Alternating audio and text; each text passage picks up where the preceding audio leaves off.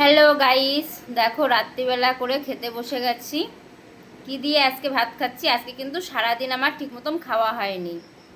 আর মানে কি বলবো, সব থেকে কপাল খারাপ হলে কথায় আছে, চারিদিকেই খারাপ হয়। আজকে আমি ভোরবেলা উঠে ভাত রান্না করেছি।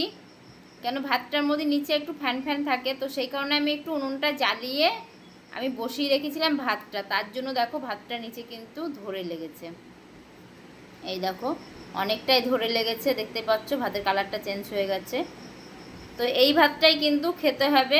সকালে ভাত রান্না করেছি, সারাদিন খাইনি, সেই ভাতটাই কিন্তু রয়ে গেছে অনেকটা। তো সেটা নিয়ে বসে গেছি। আর তরকারি আজকে কি করেছি দেখবে? এই দেখো, হাড় ছাড়া মাংস, তার সঙ্গে আছে আলু। এগুলো দিয়ে আজকে খাবো। শুধু আজকে এটাই রান্না করেছি, আর কিছু রান্না করিনি বন্ধুরা।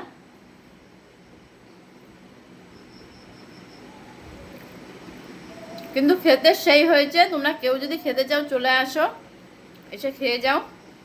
হয়তো বলবা যে পুরা ভাত বা ধরা লাগা ভাত খাবো, কিছু করার নেই। আমি যেহেতু খাচ্ছি, এই মুহূর্তে যে আসবে তাকে এটাই খেতে হবে।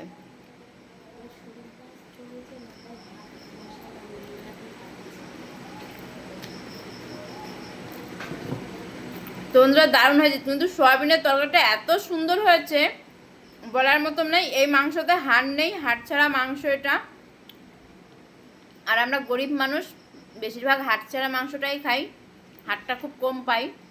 তো বন্ধুরা, ভিডিওটা ভালো লাগলে অবশ্যই লাইক কমেন্ট শেয়ার করে দিও, আর পাশে দেখো, আর বেশি বেশি করে সবাই ভালোবাসা দিও। তো আজকে রাতের খাবারটা তোমাদের সঙ্গে শেয়ার করলাম, সোয়াবিনের তরকারি আর পোড়া ভাত, আর কিছু নেই। সবাই খুব ভালো থেকো, সুস্থ থেকো।